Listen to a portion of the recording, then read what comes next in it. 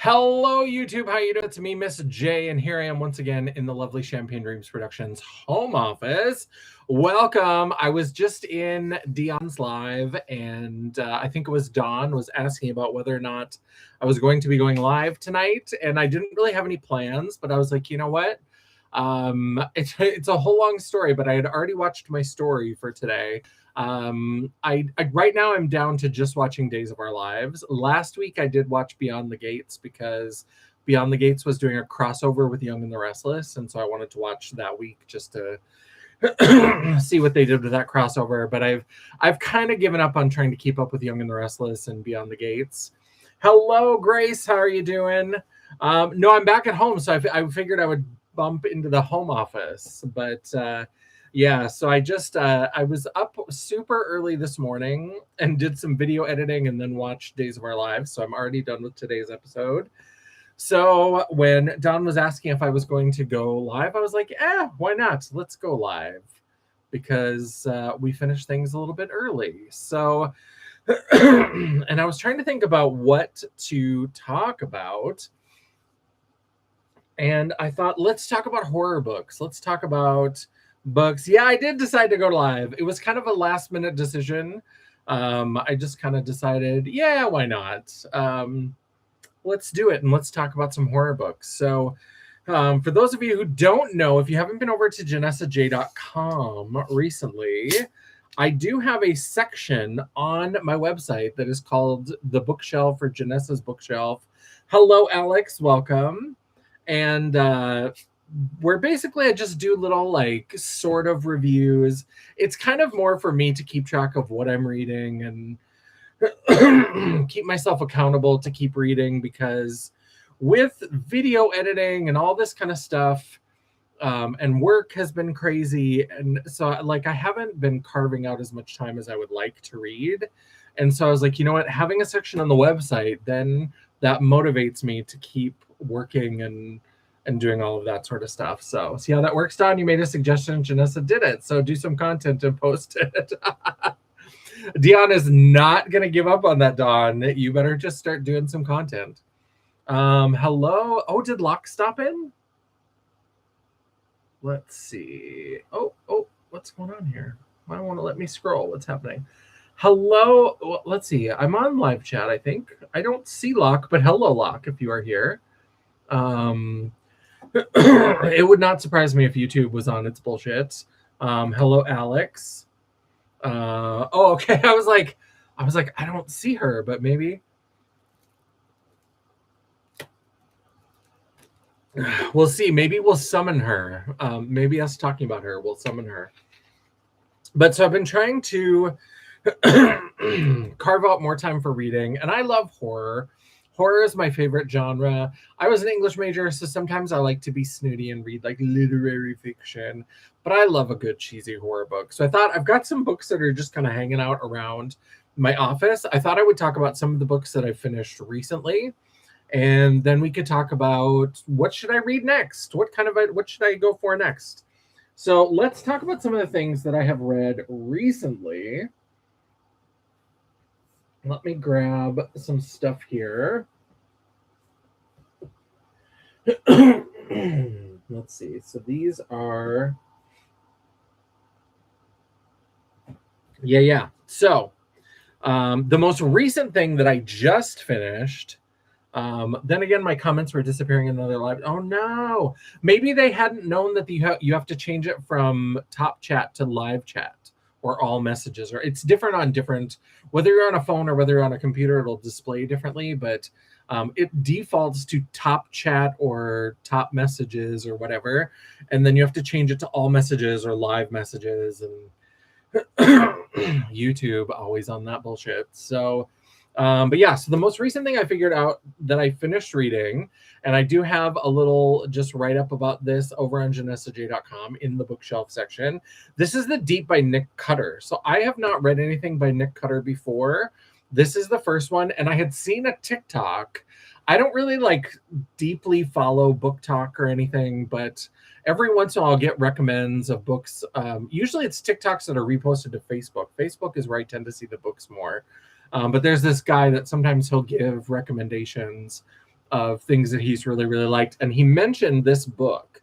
And so I was like, so I picked up this one, and then another one that he mentioned, because he mentioned them kind of together, is In the Drowning Deep, this one by Mira Grant, because they're both sort of underwater, undersea sort of things. They're very different, but they have kind of like a water, undersea sort of thing.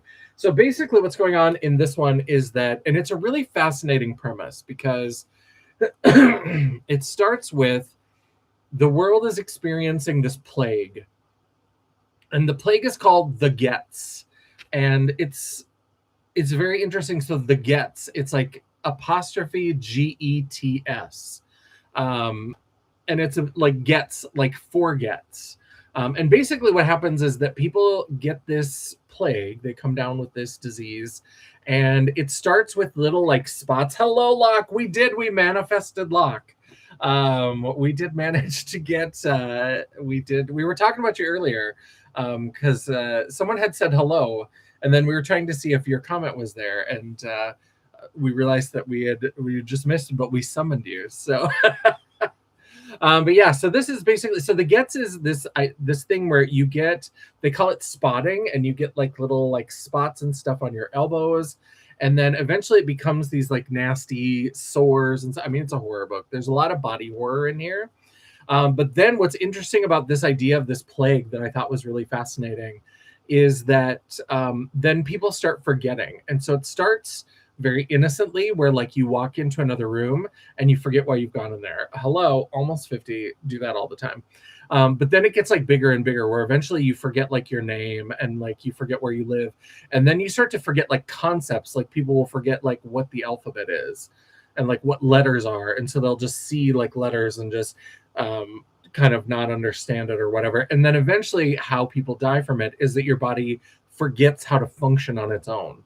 And so like people will just stop breathing, or their heart will stop beating.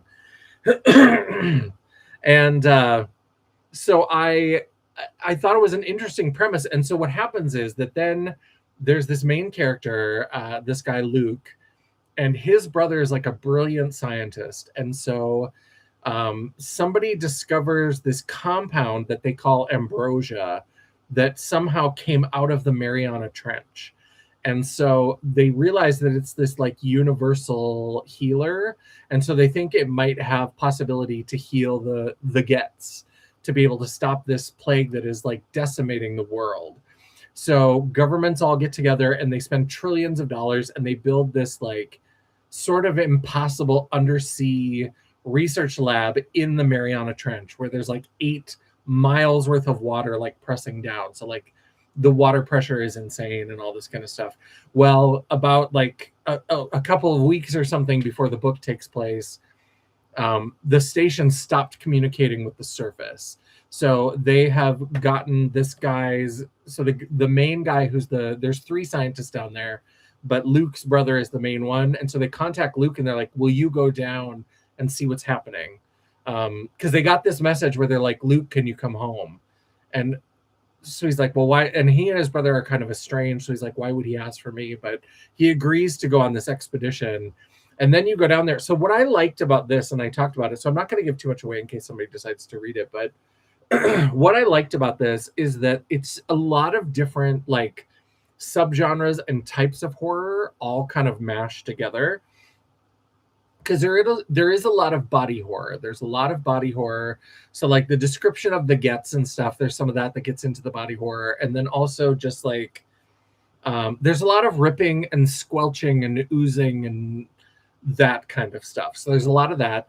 Also, there's just the like being under the sea. That is its own kind of horror, is to be like trapped under the water, and it's all this water pressure. And if one thing goes wrong, the whole station could immediately just like implode and everybody would be dead.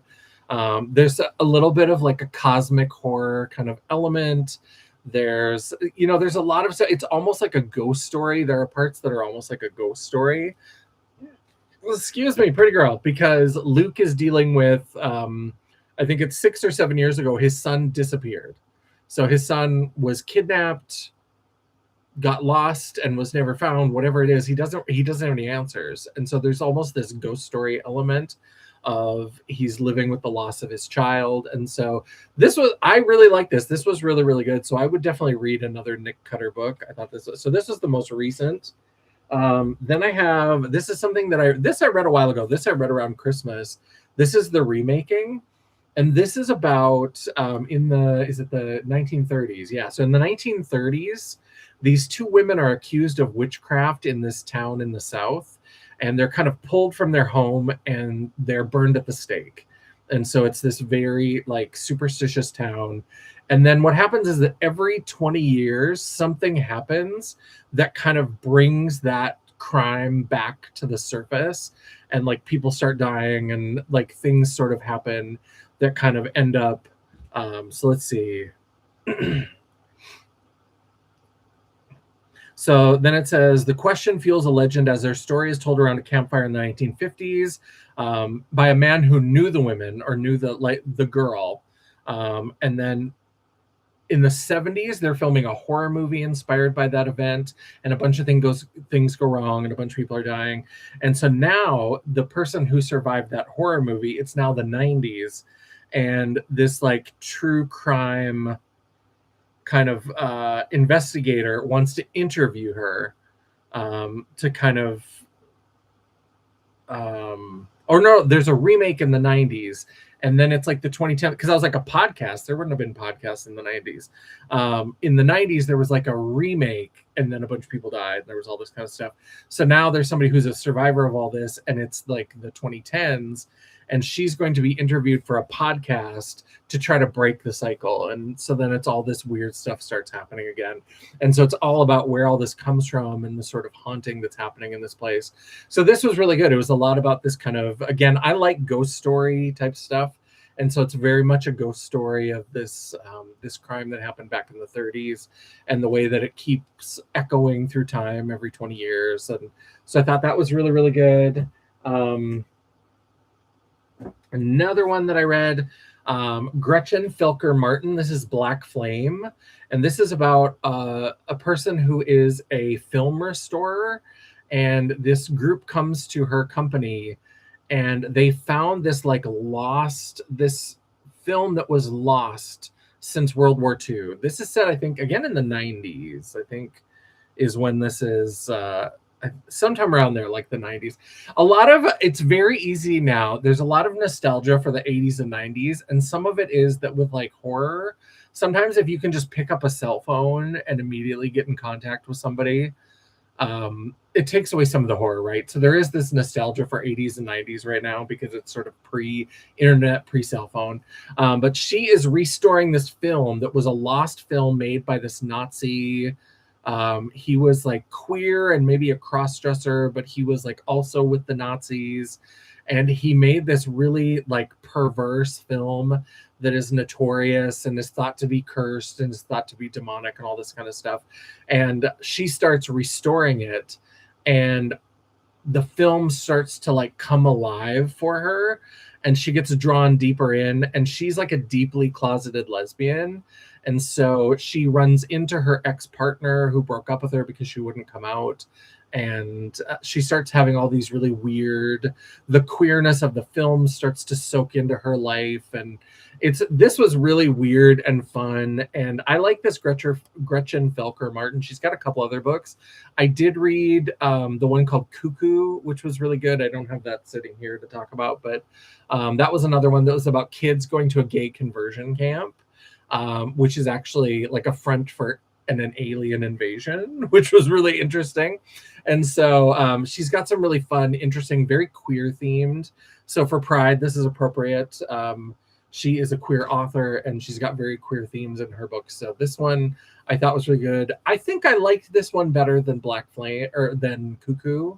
I think I like this one a little better, but they were both excellent. And if you're looking for queer horror to read during Pride Month, this is a good one. Cuckoo is a good one. She has one called Manhunt that sounds really, really good, but I have it in my stack, but I haven't read it yet. So, and then the other one that I have read recently, this is We Sold Our Souls. This is Grady Hendrix. So Grady Hendrix writes a lot of stuff where it's like horror mixed with like comedy and kind of a little bit precious, a little bit ridiculous.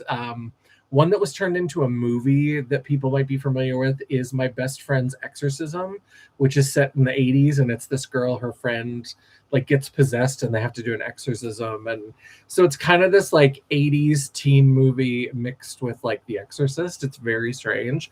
But this We Sold Our Souls is all about a woman who was part of a band, and the band like somehow like tapped into this sort of cosmic power. But one of the band members like sold everybody else out. So everybody else since then has been like struggling, and is having trouble like holding relationships, holding down jobs.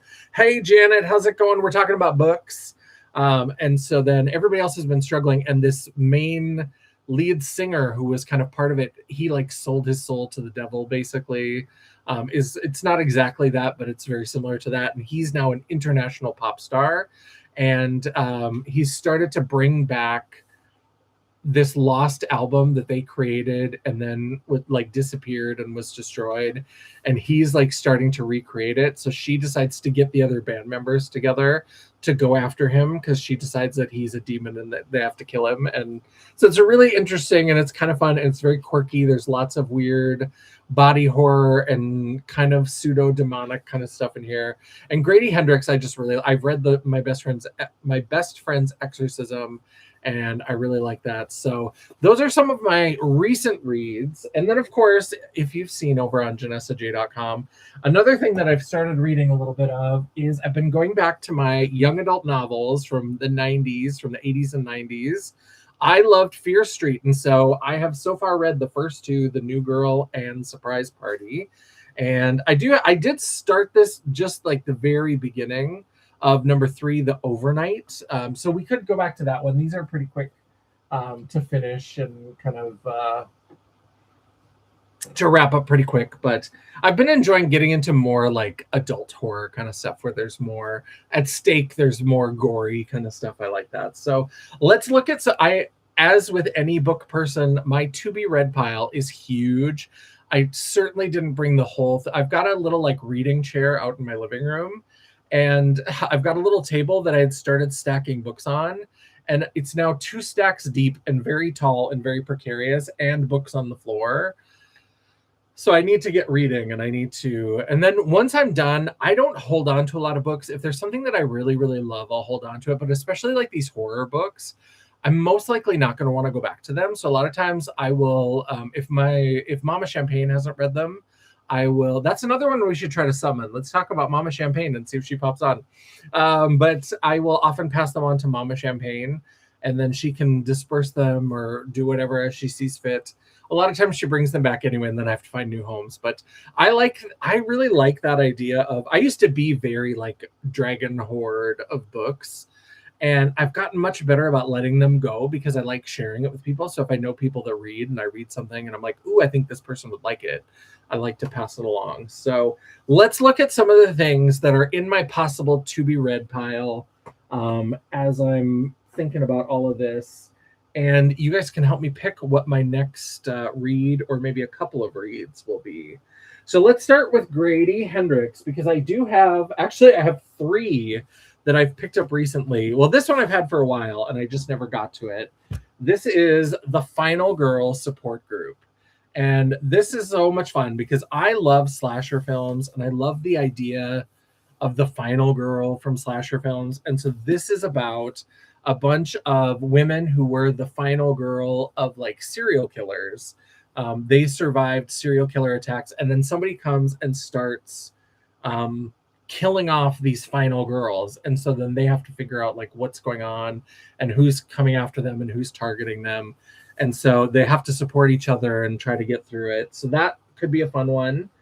And then this, I think, is a fairly new one that he put out. I got this on a recent trip to Fargo. Witchcraft for Wayward Girls.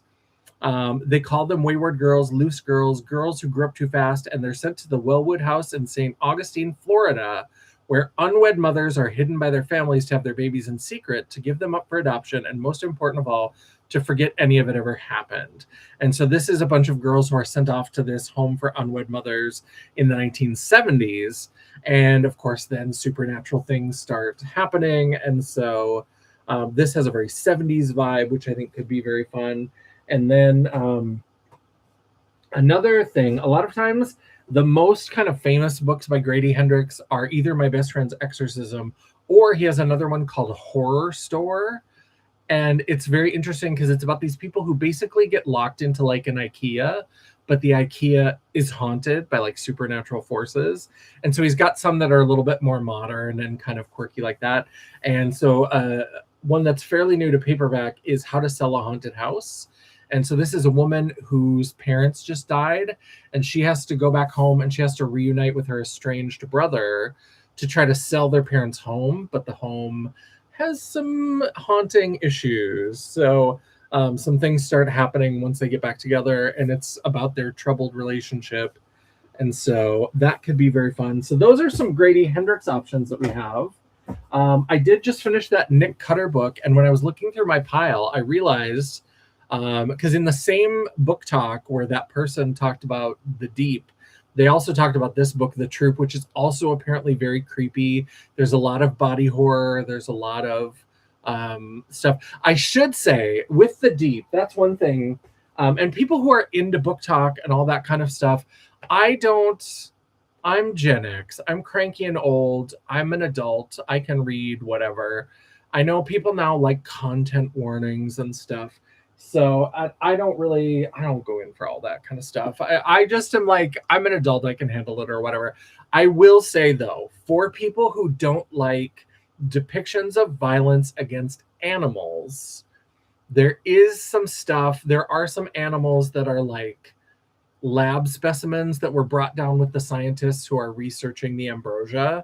And there is a dog that is featured, and some not so great things happen to the dog. So I know that that's kind of a hard line for a lot of people, and I'm slightly more sympathetic to that. Hello, CJ, how's it going?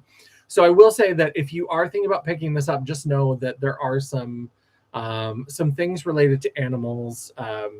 There was 2 dogs that were brought down, and then some bees and some lizards.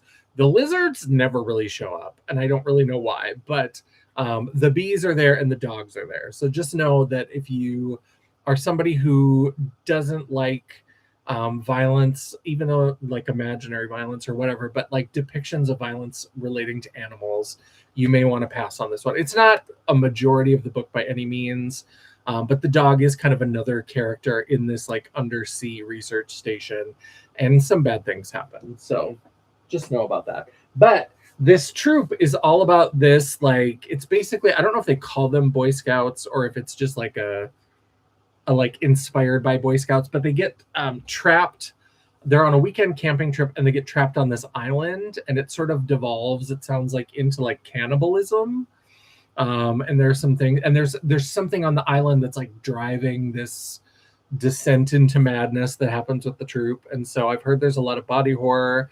So this one could be fun. I did like The Deep. And so this one could be a fun follow-up. As I mentioned, this is Into the Drowning Deep, since I kind of am in a space of talking about undersea kind of stuff. This is not. So the other one was very scientific. Oh, and can we talk about, if you read my little write-up on JanessaJ.com, I probably shouldn't ruin it because I'm going to end up pushing you to not go to Janessa's bookshelf over on JanessaJ.com. But one of the things that I mentioned about The Deep, the one like nitpick, because I did really like this, but I had to push through because at one point I was like, do I just stop reading this? And the reason why is because there's a lot of like pseudoscience here, right? Like, I don't know how much research he did, because they're building this sort of like impossible research station. It's built in the Mariana Trench. And so I don't know if that's even possible. I don't know how much of the science that he's talking about with different things is real, but there were 2 different times in The Deep where he talked about something being illuminated by the light of a new moon. I'm going to give you a minute. I'm going to give you a minute to think about that, to think about what he just said and what might be wrong with that. Because the first time I was like, well, maybe that's just a mistake. Maybe somebody didn't catch that or whatever. But then when he did it the second time, and then when he did it the second time, in the little like passage where he's talking about it, he mentions it twice, and he uses the words like illuminated, silvery, of a new moon. The new moon is when the moon famously gives off no light. So it's when the moon is in the like shadow.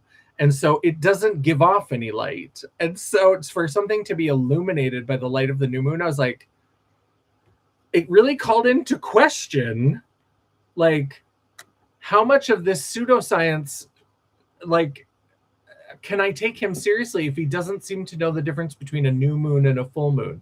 Because the way that he wrote about it, it sounded like a full moon, like when the moon is very bright and is like shining light everywhere. Like, oh yes, not that the light was like penetrating down into the water, but like there were a lot of flashbacks. So he's having flashbacks to when he was a kid, but like he and his brother would be out in this like swampy area, and he said that things were like illuminated by the light of the new moon. And I was like, can I trust all the other like pseudoscience if he doesn't know the difference between the full moon and the new moon? So I can't explain it. I don't know what that's about, but I did push through, and I'm glad that I did, because I did end up really enjoying this, and I liked the conclusion. Again, I'm not going to spoil this for anybody who might want to read it, but I will just say that it doesn't have the happiest of endings, and I kind of like that. I like when books don't necessarily feel that pressure to give you a nice, wrapped up with a bow Hollywood ending. And so, has anybody seen Anna and the Apocalypse? It's set at Christmas, and it's a zombie apocalypse musical. And the first song is so good. And it's no such thing as a Hollywood ending. So I just thought of that when I said Hollywood ending. Sorry. Yeah, I said that's not to do with the it doesn't have to do with the research station. It just has to do with the fact that he kept talking about being outside and things being illuminated by a new moon. Yeah, the editor, I was like, this is from a major, gallery book, Simon and Schuster. This went through some editing. So I'm like, does nobody know the difference between a new moon and a full moon? What's going on? So I don't know if there's something about that I'm missing. I don't know if there's some tradition around new moons, but I'm like, I am from the prairie, and so I know how dark it is. Like my mom's house up in Bowbells, North Dakota, 300 people or whatever it is. Like we're on the edge of town. My mom's house is on the edge of town, and there's not a lot of lights. Like the street lights go kind of out near us, but they get much more sparse. And like when it's a new moon, it's dark. If you can't see stars, it's beautiful. So if you can see the stars, like if there's no clouds or whatever, the stars can be very, very beautiful. But like if it's a little bit cloudy and it's a new moon, it's dark. Like you cannot see your hand in front of your face dark. So like having things illuminated by the new moon, I was like, okay. But the other kind of undersea one, this is Into the Drowning Deep by Mira Grant. And this is about mermaids. And actually, for those people who are fans of Blend Bunny Cosmetics, I know, weird kind of connection here. But they did that palette Beauty Below that I used in a recent look. And one of the shades is called Atargatis. And that has to do with like mermaids, like legends of certain types of mermaids. And the ship in this is called Atargatis. And they encounter some mermaids, but not the kind, beautiful, combing their hair with a fork kind of mermaids, like the more bitey, scratchy, nasty mermaids. So that's what this one is about this, and I think that this has some queerness to it as well, it sounds like. And it's a woman who's on this ship. There's some research or whatever, and it is to the Mariana Trench. Okay, so 7 years ago, the Atargatis set off on a voyage to the Mariana Trench to film a mockumentary bringing life to ancient sea creatures of legend. It was lost at sea with all hands. Some called it a hoax, others have called it a tragedy. Now a new crew has been assembled. Some seek to validate their life's work. Some seek the greatest hunt of all. Some seek the truth. But for the ambitious young scientist Victoria Stewart, this is a voyage to uncover the fate of the sister she lost. So it sounds like her sister was on that doomed expedition, but it is the Mariana Trench. So I thought this is one that was more just like at sea, but I'd forgotten that apparently this is also the Mariana Trench. So that's another option for a read. Now, this would be a commitment because if I'm going to read one, I should read all of them because I have to reread the first one. And this is a trilogy from Stephen Graham Jones, who is an Indigenous author. And I have read this one before. This is My Heart is a Chainsaw. And actually, I have a photo shoot where I posed with this book. I always joke where I say that I have like this like undercover literacy campaign because I keep bringing books to include in my photo shoots. But one of them was My Heart is a Chainsaw. And it's this girl who's in high school who is obsessed with slashers and knows all about slashers. And this serial killer starts killing people in her town. And she kind of becomes like wrapped up in this whole thing where she's trying to like solve the mystery of what's happening. And I think at the end, she ends up going to jail. Well, this is a trilogy. And so I've read this one, but then I also have, there's Don't Fear the Reaper, which is the second book. And I bought this one and I bought this not too long after, because this one I have in paperback. And so if somebody's on a like pretty quick publication path, a lot of times when one book will come out in paperback, they often have a hardcover that's coming out not too long behind it, especially if you're doing like these trilogies. So I bought this one. I really liked it. And then like a month later, I found the hardcover of the new one, Don't Fear the Reaper. And I had intended to read it and I just didn't get around to it. And now, of course, the third one, The Angel of Indian Lake, has now come out. So I would really like to read these and finish like all three of them. And I have a couple other Stephen Graham Jones books that would be interesting as well. And I think I have a like novella from him that I have on janessaj.com that I read, Mapping the Interior, I think it's called. But yeah, so that could be a really fun group, but then I have to commit to like, I'm going to read 3 big books in a row, which is sometimes hard for me to commit to. Then we have, I've talked about this in a live stream before. This is Relict. This is by Cody Blotter, who is one of the drag performers regionally. She's from over by Minot. And when she's not stomping stages in big heels as a fabulous crossdresser, she is also now an author. And so this is the book Relict. This is available on Amazon. And this is basically somebody who's doing some research and they discover this like place. I think it's within the crust of the earth, or I forget, does it say here? On a routine dig in South Dakota, an accident fractures girl. I certainly can't read out loud. I love reading. I need to spend more time reading for enjoyment instead of just for absolutely, Alex. That's what I'm trying to do. And that's why I tried to add that section to my website to kind of keep me accountable. So let me read the description of Relict. Paleontologist Dr. Terry Carson has spent her career unearthing the past to bury her own. On a routine dig in rural South Dakota, an accident fractures a sealed chamber and uncovers the impossible. Below the surface lies a thriving relict ecosystem. And I looked up relict, and I forget exactly what it means, but it has to do with like something that's preserved that should be extinct or whatever. In a cavern hidden by time, evolution kept moving. At the top of the food chain is an apex predator that was never meant to survive. When a violent storm traps Terry's team underground, the fossils stop being specimens and start hunting. In the dark, science is useless. Survival is all that matters in this high-stakes thriller that blends the biological awe of Jurassic Park with the relentless trapped in the sand terror of Tremors. So I'm excited to read her book and see how it is. And it sounds like a really fun premise. So that's on the to be read pile. And kind of like, so now these next two, kind of like how I sometimes find things and there's like a theme where there's the deep and then drowning in the deep. I did find these two books, which are both about cursed plays, which I think is really, really interesting. So the first one is A Game in Yellow. 3 women, 2 acts, 1 cursed play. Carmen and Blanca have been in a rut. That is, until Blanca encounters an enigmatic woman named Smoke who offers a unique solution. Smoke holds the rare pages to a strange play, The King in Yellow. Read just a snippet, and when you pull your eyes away, you will have the sweet adrenaline rush of survivor's euphoria. But read too much, and the play begins to overwhelm you. Carmen falls into a lurid game of lust, desiring more time in this other world, no matter what terrors she brings back with her. And so this is kind of like a queer, cursed play kind of thing. And then we have a play about a curse. And so this one is enter Corey, a passionate young nobody, and her professor, Maxine, an award-winning playwright and living legend of the American theater. When Maxine shatters Corey's dreams of artistic collaboration after graduation, Corey seeks revenge. At a clairvoyance den in a violet-lit Dallas strip mall, the young playwright unleashes a life-altering curse on Maxine. Possessed by dark powers and even darker ambitions, Corey follows Maxine to a prestigious playwriting residency in Chicago, where the women become fatally entwined.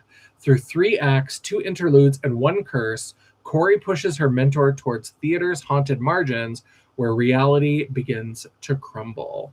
And so these both sound like they're very queer, and they're both about the play. That's about the King in Yellow. Yes, is that a real thing? Is that like a... I have never heard of that before. I thought it was something that they just made up for this, but Smoke holds the rare pages to a strange play, The King in Yellow. Yeah. So I'll have to Google, is that something that I should know about? So this could be fun to read these two. I mean, if I'm talking about reading things in pairs, I should read the other Mariana Trench book, but these could be really fun. I've been thinking about doing this little thing. We've also got How to Survive a Horror Story. It's an old literary thing. I'm gonna have to Google that. I'm gonna have to look that up. Same here, Don, but not while Janessa and Dion are... Yeah, don't put your phone down while we're on live. Watch our lives, but then take some time to read. 7 authors enter the manor. Can they survive the story within? When legendary horror author Mortimer Queen passes, a group of writers find themselves invited to his last will and testament reading, expecting a piece of his massive fortune. Each has their own unique connection to the literary icon, some known, some soon to be discovered, and they've been waiting for their chance to step into the author's shoes for some time. Instead, they arrive at his grand manor and are invited to play a game. The rules are simple: solve the riddle and progress to the next room. If they don't, the manor will take one of them for itself. You see, the Queen estate was built on the bones of Mortimer's family, and like any true horror story, the house is still very, very hungry. So this could be very, very fun. Kind of like if you've seen the movie Escape Room or Escape Room 2, it sounds kind of like that, where it's very similar of like being trapped in this house. I love how they printed the pages. I thought that was really fun. I like when they do little like weird things like that. And then a couple more that we have just sitting here. The Fourth Wife by Linda Hamilton. I also try to look for it. Not that I'm opposed. I mean, obviously, Nick Cutter, that book was good or whatever. I also tend to look for like women's names. Like I don't necessarily just want to read like dude bro horror. And so I often look for things that are written by women. And so this is Linda Hamilton, Salt Lake City, Utah, 1882. Hazel Russin knows she's supposed to suppress her sinful dreams of a monogamous life with her sweetheart and her desire for the freedom to play her beloved piano. Her sinful dreams of a monogamous life. Is that sinful, having a monogamous life with your sweetheart? I should have read that. Every Mormon... Oh, it's Mormonism. Okay. Every Mormon woman's duty is to live obediently and meekly, devoted to her husband and her calling as a sister wife. Oh, okay, sister wife. Okay, I'm back on track. I was like, how is that sinful? Because we're talking about creepy Mormons is what this is, apparently. Linda Hamilton? I don't think so. I think it's a different... No, it looks like it's a different Linda Hamilton. Commanded to become the fourth wife of a man she's never met. That's why it's the fourth wife. I read all of this in the bookstore and then completely forgot. Commanded to become the fourth wife of a man she's never met, Hazel is relieved that Jacob Manwaring is attentive and handsome. However, she is shocked to discover that instead of living separately, as is custom, all of Jacob's wives and children live in the same house, a large, dilapidated manor that inexplicably fills Hazel with dread. Drawing on little-known Mormon folklore, this fascinating, suspense-filled historical novel debut, so it's her first novel, is by turns darkly romantic, spine-tingling, and wholly unforgettable. Interesting. So apparently there's some Mormon folklore that's in there. That could be really interesting. And then We Used to Live Here. This has shown up in several reels, so maybe I should think about this one. This is also very queer. There's nothing worse than uninvited guests. As a young queer couple who flip houses, Charlie and Eve can't believe the killer deal they've just gotten on an old property in a picturesque neighborhood. While Eve works on the house one day, there's a knock on the door. A man stands there with his family, claiming to have lived here before and asking whether it would be all right if he showed his kids around. People pleaser to a fault, Eve lets them in. As soon as the strangers enter their home, inexplicable things start to happen. The family's youngest child goes missing, and a ghostly presence materializes in the basement. Even weirder, the family can't seem to take the hint that their visit should be over. And when Charlie suddenly vanishes, Eve slowly loses her grip on reality. Something is terribly wrong with the house and with the visiting family, or is Eve just imagining things? So this could be really fun. Like I said, this has popped up on several videos where people have talked about like their best books of whatever year. I think this maybe came out last year. 2024. So, or like books they read last year, because I think it was like last year stuff. So like this has come up on several videos. So this definitely needs to be near the top of the pile if it's not the next one. But yeah, so those are the ones that I'm kind of looking at. And then of course I do have, this is number 4, but again, these are short little young adult, but it would mean committing to 4 of them. This is the Fire Brats series. I was obsessed with the Fire Brats when I was in like middle school. So like junior high, like 7th and 8th grade. I think schools are arranged differently now. We just had like grades K through 6 for elementary.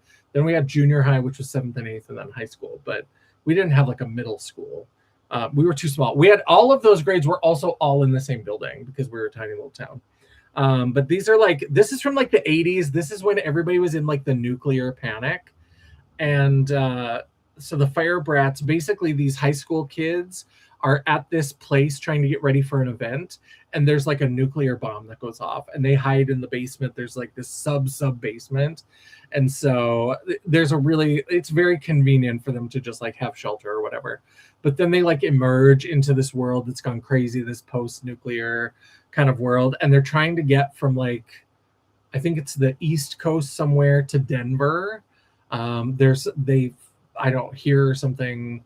I think they hear that like all the survivors have like gone to Denver. So they try to get there and they have to fight off like Mad Max cannibals or whatever.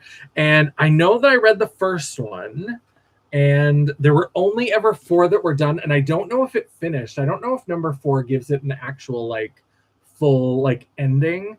But I know that our school never had number 3. So I think I read number 1 and then I was going to read number 2, but I might have, but I don't think I did because I think I realized that our school, they did have number 4, but they didn't have number 3. And I was like, well, I don't want to skip a whole book. So then I kind of just gave up on it. I was fixing food and couldn't comment. Yeah, wondering the same thing about Linda Hamilton. Yeah, it's a different Linda Hamilton, but yeah. But that could be a good one, that Mormon folklore. So I've got Fear Street. I've got Fire Brats. I could do like a young adult novel, but I've got all of these really fun. I feel like since I got this one from Cody, I feel like I should maybe focus on this one first and do this as my like next read. But I also know that this isn't going to be like horror. This is more like science fiction-y kind of like, there will maybe be some horror elements, but I'm kind of like, I'm on this roll of like horror. Yes, absolutely read, but not during our lives. Absolutely. So this might be it. And sometimes I'm having hard enough time trying to like cut out time to do one book. And so the thought of trying to read 2 books at the same time, but I do sometimes do that if they're different enough. I'll like read 2 different books at the same time, but Dorothy Must Die. Ooh, that could be a fun one. I've seen that. Is that a series? There's a series to that one, right? Because I think I've seen it and I was very tempted, but I did not. I didn't pick up Dorothy Must Die, but I was very tempted by it. I also have, that's another thing that's not horror exactly, but I do have Sunrise on the Reaping that I haven't read yet. And so that's the most recent of the Hunger Games books. And it's the one about Haymitch and his Hunger Games. So that's very tempting. Oh, a modern day girl goes to a horrific Oz. Oz. Ooh, I'm gonna have to look that up as well, because I know I saw that book, Dorothy Must Die. I saw that that title, and so I'll have to look that up and see what it is. I also have been kind of itching, again, not horror, but I love the Wicked books by Gregory Maguire. And now that the 2 Wicked movies have come out, I've been like itching to reread, because I think the Wicked books are, I don't know if there's 4 or 5, because there's Wicked, Son of a Witch, Lion Among Men, and then maybe just one more. Then there's the last one. I can't remember what the name of the last one is, but I think there's just 4. And I really liked it. I wish they would make a movie of Wicked, the book version of Wicked, because the Wicked musical that they made and then the movie version of that, it's good. I like it. I'm a fan. I'm a musical fan. I do think they did a great job with it, but it's not the story of Wicked. Like, the story of Wicked, the novel, is so much more political, and like Glinda and Elphaba do get to know each other at school, and they're kind of loosely friends or whatever. But then after they're done at school, or whatever happens where Elphaba leaves school, Glinda fucks off to whatever she's going to do, and they never talk again. So like, it's not about this enduring friendship. It's not about this kind of thing. Glinda is a character that helps like move the action along while Elphaba is in school, but the school part is only the very beginning. And then it goes into like, after she leaves school, she becomes like a violent animal rights activist, Elphaba does. And there's all of this other like very spiritual, not spiritual exactly, but more like, there's like this cult of the time dragon. And the time dragon is this like, there's the clock of the time dragon that is this thing that seems to be prophetic and seems to accurately predict things that happen in Oz. There's all of this stuff with like religion, because then Elphaba also has, yes, because the animals can talk. And then they like lose the ability to talk. So as they are being oppressed, they start to lose their more human characteristics, and they lose the ability to talk. And so then Elphaba is trying to like liberate them and trying to get them back and to their former standing. And yeah, they bring in a lot of stuff from the original Oz series. So then there's all this stuff with like Ozma. There's this legend of this Ozma, who was this great ruler of Oz. And like, she figures into the whole thing in very interesting ways. And like, Elphaba and Nessa Rose have a younger brother named Shell. And he, after the wizard leaves, he's kind of a charlatan, because he doesn't really believe the religion, but he becomes this like religious dictator, and he really drives the further persecution of the animals and all this kind of stuff. It's really, really fascinating. It's really interesting, and it's much more adult and grown up. Like, there's a lot of like violence and like different things that happen. It's such an interesting story. So I wanted to read that again. I wanted to read Toni Morrison's Paradise, is my favorite book. And I used to read that every 5 years or so. And now it's been a while since I've read it. And I'm obsessed with it. I just love it. It's so good. Toni Morrison is one of my favorite authors. I love, love, love Paradise. It's my favorite book. I think that Beloved is a better book about like the history of the United States and how we refuse to deal with our history and all this kind of stuff. I think Beloved is a better book in that like literary history kind of sense, but Paradise is my favorite. I love that one. She also wrote like The Bluest Eyes, Song of Solomon, Sula, all this. I was fascinated. I took a whole class in my, was it during undergrad? I think it was during undergrad, or maybe it was graduate school, but I took like a seminar where all we did was read all of the Toni Morrison books. I absolutely loved it. It was so good. And I won't spoil who Ozma was about to describe. I think I know he borrowed from it, but I don't know that it's the same as like the actual, the original Oz series. So it might not spoil anything. But he used a lot of things from like the TikToks. The TikTok people are in the Oz books. Ozma and kind of the legend of Ozma. Yeah, Toni Morrison, I just love Toni Morrison's work. And I found it by accident. This is such a weird thing because if you've ever read Toni Morrison stuff, I mean, she's like a Nobel Prize winning author, rest in peace. And she, her writing is very like dense and very interesting.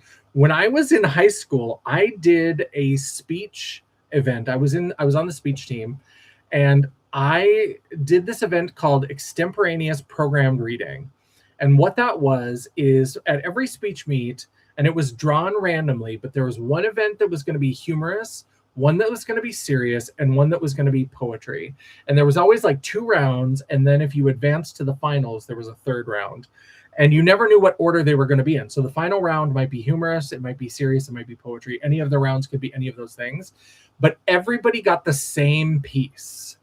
So if you were a judge for that, it must have been real fucking boring because you heard the same piece 10 times or however many people they had in that event for your room. And so you would hear the same thing or whatever. But I remember I was at a speech meet and we got a selection from Beloved, which is already like a daunting sort of to just take a chapter, because obviously these are little, like, you had to cut it down to under 8 minutes. That was the time limit. So you already had to cut it down to under 8 minutes. And it's the chapter. If you don't know what Beloved is, it's based on a true story. And there's actually a really interesting book about the case that it's based on called Modern Medea. And it's this woman who was enslaved and she escaped to the north. And these people, these slave catchers, come after her to re-enslave her. And she has a couple of children. And she kills her children rather than have them taken back to the South to be enslaved. And it kept her from becoming enslaved because then she was arrested and she was tried and there was this whole. So it's a really fascinating account of all this kind of stuff. But that's what inspired Toni Morrison to write Beloved, this idea of what would you do to protect your children? And so it's about this woman who these slave catchers are coming up to where she's living, and she has two children and she ends up killing one of them and the other one survives. And it becomes this ghost story where the mother and the daughter are haunted by this other child who was killed when these people from the South were coming up to recapture her. And it goes into like the horrors of slavery, and it doesn't pull any punches. And the whole thing is really about how the United States refuses to engage with its history. We just, it gets like watered down and watered down and watered down and watered down. And now we have people with critical race theory and like we can't talk about history and all this. It's so crazy.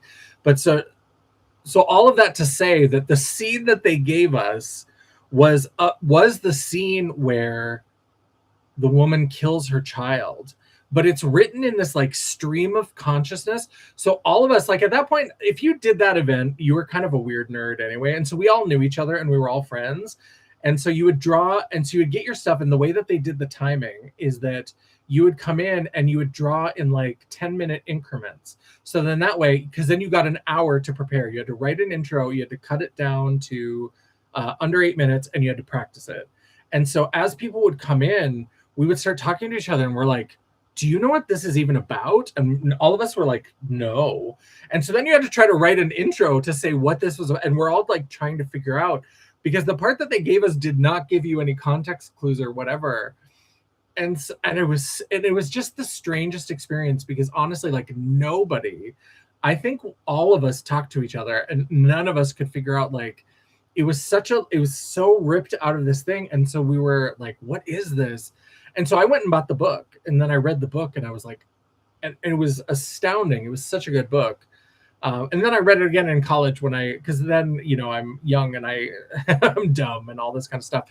It affected me then, but then like when I grew up and learned more about things, like I just kept going back to it because it was such a good read. But that's how I found it, was this weird thing where we're all like, what is this? What is this? What is happening? And we're trying to write intros and we don't even know what the story's about, because there's the part that's there is so like stream of consciousness. And it doesn't give you, and there's no context. They don't give you like a description of the book. They literally give you a printout of the piece that they want you to read from. And the piece that they gave us was way too many pages. So like trying to cut it down to 8 minutes, you had to cut like 2 full pages. Like we didn't know how to cut it. We didn't know how to write an intro. None of us. And so we were all just like struggling.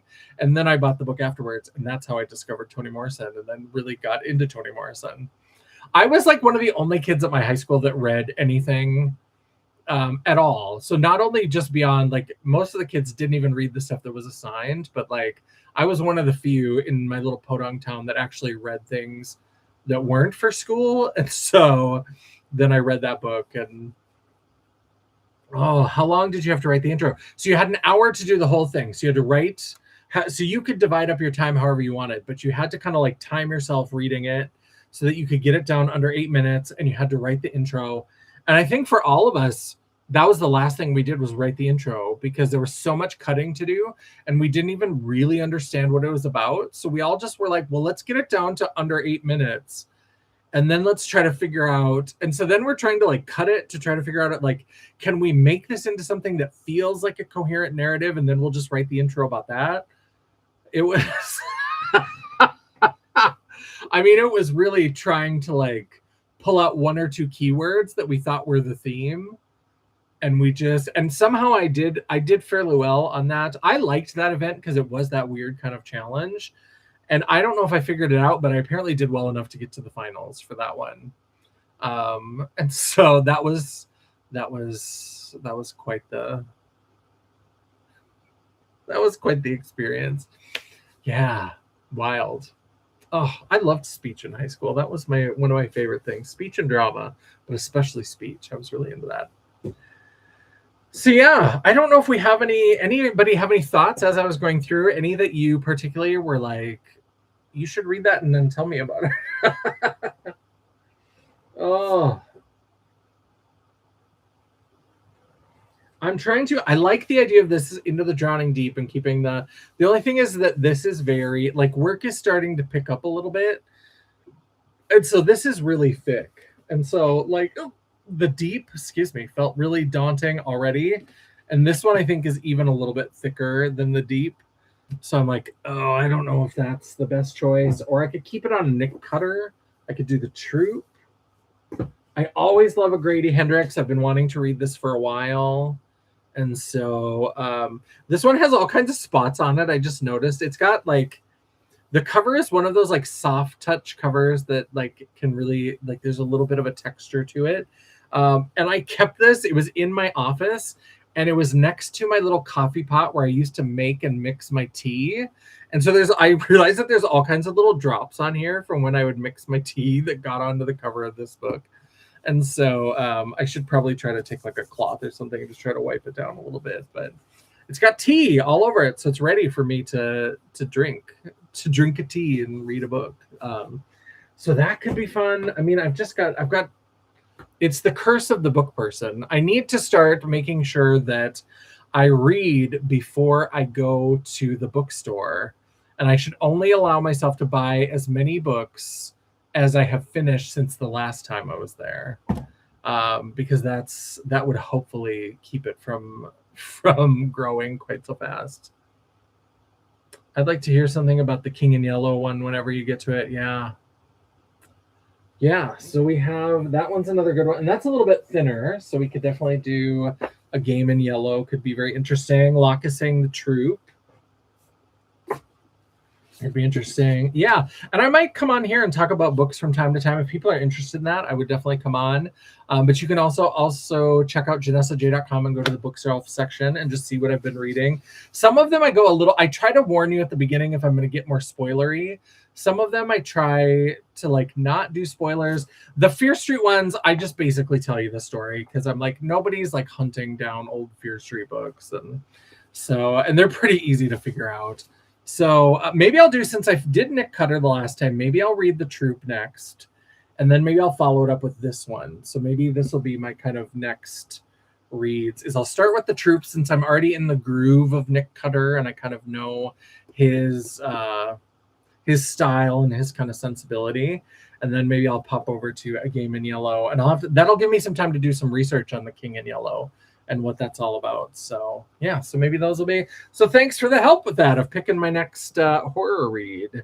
and support Cody Blotter. So I'll put Cody on the bottom because I'm just in a mood for horror. I know that this is going to be fun. I know that this is going to be good, but I know that I just am in a mood for some more horror. So we will do The Troop, A Game in Yellow, and then Relict. That'll be kind of my next. So all these other ones are still just going to have to sit in a pile and wait for me. But hopefully, if I can get through a few more before the next time I end up at Barnes & Noble, then I can justify buying a couple more books to add to the pile. So, all right. I hope everybody is doing well. I think that's kind of where we're going to wrap it up tonight, because now I should do some reading. So I've actually got some time this evening since I was up early and I got my video. I did have a video that came out.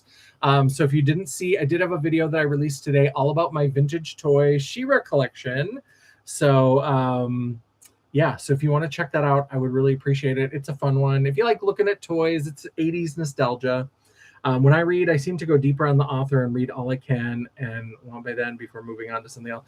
Yeah, so I figured, I think he's got a couple more even beyond this, but I was like, I've got this one. And so the person who recommended The Deep also recommended this one. So yeah, I think that's a good idea, is to kind of stick in that vein and read Nick Cutter.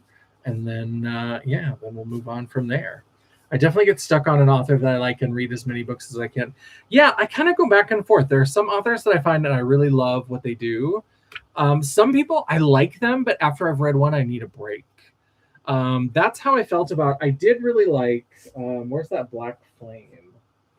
I did really like Gretchen Felker Martin, but I needed a break. So I had finished Cuckoo, and then I had found this one, and I needed a little bit of break before I could start this one. So it really kind of depends. Some of them get really intense, and so then I have to, like, I felt like Cuckoo got really intense, and so I needed a break before I could go into this one. And I have Manhunt somewhere in my pile, but after I finished this one, I was like, again, I gotta walk away, and I gotta. I like the stories that weave in and out of past and present. Yeah, I do like some of those. I like those where they've got flashbacks and different time periods. I have so many books and have reviews to buy more shelves, so now it's library check out our audiobooks. Yeah, I also, I don't really have room for more shelves, but I just like start piling them on things, on surfaces. So that's why now when I read things, for the most part, I try to give them away if I can find somebody who wants to read them. Next time Mama Champagne comes to visit, I'll have to give her my pile of things that I've read, and she can look through them and see if she wants to read any of them. But yeah, so I need to find more horror fans in my life so I can pass on my books to them. But yeah, let's go ahead and wrap it up for today. And I'm going to do some reading. I'm going to start on The Troop, and I'll let y'all know what I think about it. But yeah, let's see if I can remember my outro. Thanks everybody for stopping by. If you are here in the chat, I would love it if you would circle back around and leave a comment once this becomes a video. Help me feed the beast. Help me feed Seymour, the algorithm. While you are down there, don't forget to hit that subscribe button and become part of the family. Hit that bell icon so you'll be notified of all future uploads. I try really hard to make sure I have at least one video or live per week. And if you're lucky, if you're very lucky, you might even get a bonus video. Ooh, Troop-tastic. If you'd like to chat, banter, or commiserate between uploads. Oh, I forgot this thumbs up, thumbs down. See, I don't even remember my outro sometimes. While you're down there leaving me that comment, don't forget that you can give me that thumbs up to tell me that you appreciated this video. Or if you are like, girl, stop buying books. If you haven't read them all, you got to give me that thumbs down to tell me your disapproval. It's all engagement. The algorithm isn't a picky bitch, and neither am I. And don't forget to hit that subscribe button. We talked about that. And if you'd like to chat, banter, or commiserate between uploads, all of my social media will be linked down in the description box below, including a link to my website, just pretend it's there, where you can find the bookshelf section to see what I've read and what I'm reading. The World of Champagne at JanessaJ.com. Thank you so much for watching. I love and appreciate all of you. Thanks for stopping in. Thanks to Dawn for recommending that I do this. This was fun. I'm glad that I did this. I haven't been to a library in a long time, and I need to go back. I went to our public library a lot while I was in college, and like when I was in college, also our university library. I spent a lot of time there. And now I just, like, as an adult out in the world, I haven't gone to libraries. I need to do that more. So thanks everybody for popping in. I love and appreciate all of you. And until I see you again, bye. The awkward ending of the stream. There we go.